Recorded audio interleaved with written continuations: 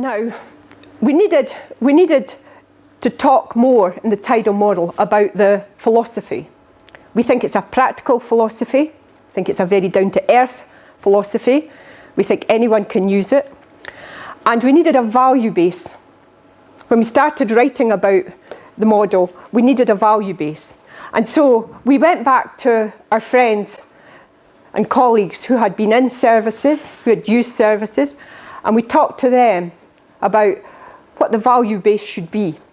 And we came up with this, the 10 commitments, with their help. There's been a lot written about the 10 commitments, and many of you might know them already, but we'll run through them. The first one is value the voice. Many people told us they felt their voice wasn't valued. And we couldn't understand this because it's 21st century, and yet we can't value the voice of the people who we're meant to be helping. Their voice is the voice of experience. So value the voice was very important to a lot of people, and we'll talk a lot about that as the day goes on. The second one was respect the language. Well, it's kind of obvious here. We speak very differently from you guys. But even in Scotland, people on the east coast of Scotland speak very differently from people on the west coast of Scotland. They use different words, different phrases. So we wanted people's voice to be heard in their own distinctive voice. So you don't change what people write or what people say. So respect the language was very important. The third one is become the apprentice. The word apprentice wasn't really used very much in the UK when we wrote the 10 commitments. It had gone out of fashion, the word apprentice. It's starting to come back in, but we liked the word because it meant learning from a master. If you're an apprentice, you have to learn from someone who knows what they're talking about. And we felt that this was really important in the kind of work that we're talking about doing. We believe that learning from the person, not leading, is one of the most important ways of working that you can have. So become the apprentice was a very important one for us. Use the available toolkit. Well, learning what works for the person. We believe everyone has their own toolkit. We all find ways of coping, as you said, or working out things for ourselves. I never knew that when I was a young social worker. And when I qualified, when we qualified in social work, we were more or less told we had all the answers. We would go into someone's house, and I did a lot of family work, working with families, very disadvantaged families, often a mother on her own with two very profoundly disabled children. And I was in my early 20s, and I would go into the house, put my briefcase down and say, "Hello, Mrs. So-and-so, I've got the answer for you here. Whatever's wrong with you." What a lot of crap. Because how could I know what it felt like to be that lady living in the kind of circumstances she was living in with two very profoundly disabled children? And I very quickly realised that lady has a toolkit that I don't know anything about, and I have to find out what's happening for her and how she's managing this life that looks to me like absolute chaos. So it's what you said. Use the available toolkit. Find out, learn from the person, find out what works for them. Craft the step beyond. This has become a bit of a bumper sticker now. The journey of 1,000 miles begins, well, we say, begins in your imagination. It's a kind of a Zen-like saying. But we think it's important because when we talk to people about recovery, when we went into units or the wards and we talked to people in the unit or the ward, about recovery, we asked them, what did you think about the idea of recovering? And they told us that, well, many of them told us that they felt they had to really think about recovery, because there was, although they would be recovered, there was a loss as well for some people. If you are recovered, sometimes you don't get benefits, you don't get special housing, you don't get professionals helping anymore. People felt they might be on their own. They might have to build a boat. They felt that the idea of recovery was quite a difficult one for many of them. And we thought, when we talked to them, it has to begin in their imagination. If you go anywhere or take any journey in your life, you have to think about it. You have to imagine. When Jerome and Charles invited us to come here, we had to think about how would that be? What time of year is it? What else is happening in our life? We had to imagine what it would be like coming here and talking to you. So we think the journey of recovery begins in people's imagination. Give the gift of time. Well, what else do we have? You never know when your time is going to run out.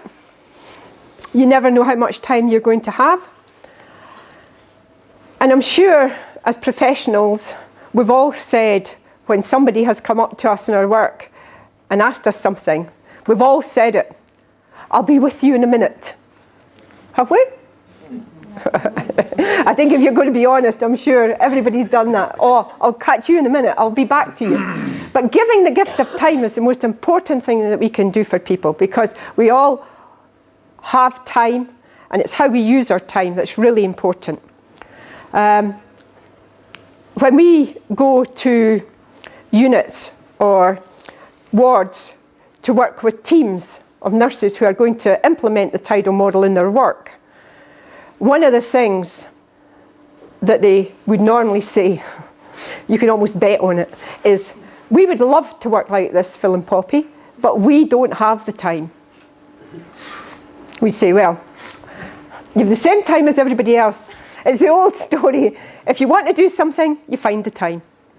How many things in your life do you say, oh, I can't do that because I don't have the time?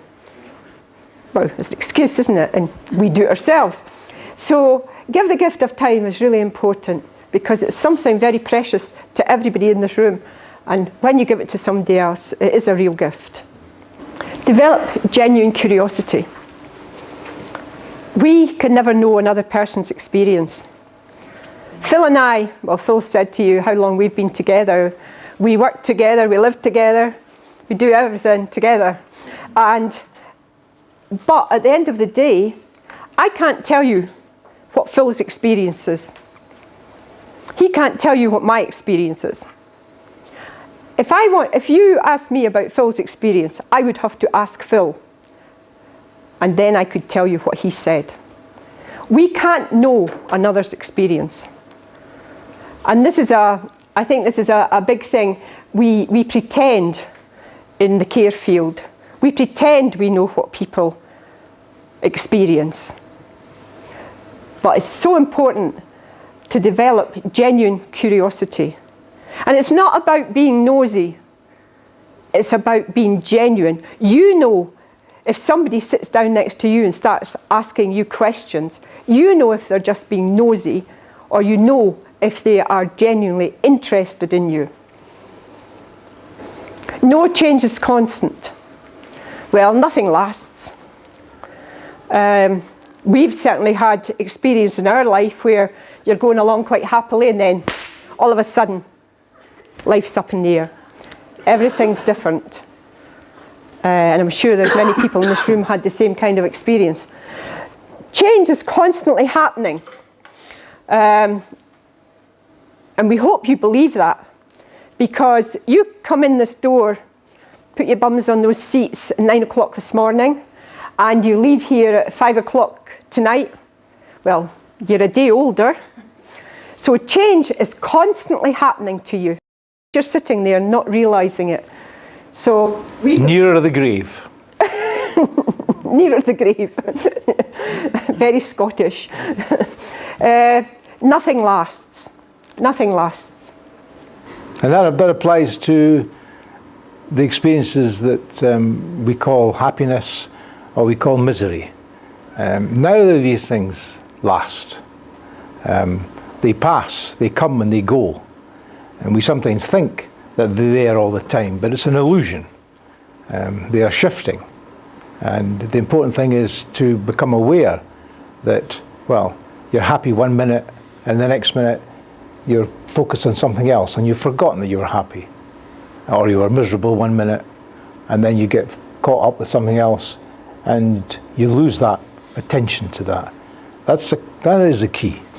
Reveal personal wisdom. Well, this kind of goes with the toolbox. Again, we think everyone has personal wisdom, and it's a way of helping people find and use their own power. And we think that's very, very important. We've worked with a lot of people who have used their own power, and sometimes as a worker, that can be very difficult, because the way people use their own power or choose to use their own power can make life very difficult for the worker. It's what you said. Sometimes people don't speak to you. They refuse to speak. They refuse to eat. They refuse to shower, bath.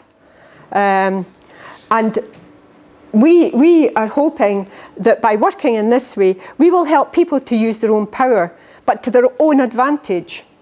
So it's about revealing their own personal wisdom. Be transparent. No weapons. And that includes the pen. We think, well, I personally like this one when people talk to us about it, about being transparent, because as a social worker, I wrote down a lot of things about people that will stay in their notes for a long time.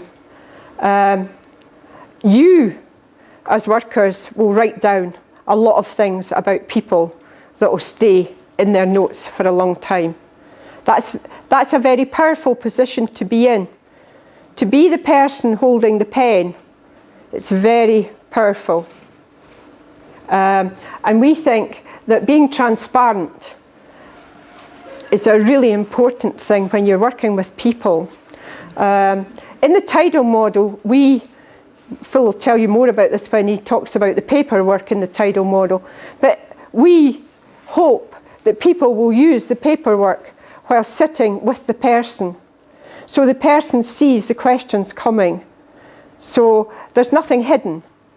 We offer the person the pen to write in their own answers, because we think it's their story.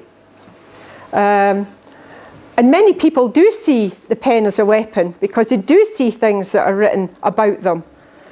It's what I said early on about we tell stories about people that they don't want us to tell, and many people see things that we write down about people, they don't want us to write that down. And the services do that. So be transparent, no weapons.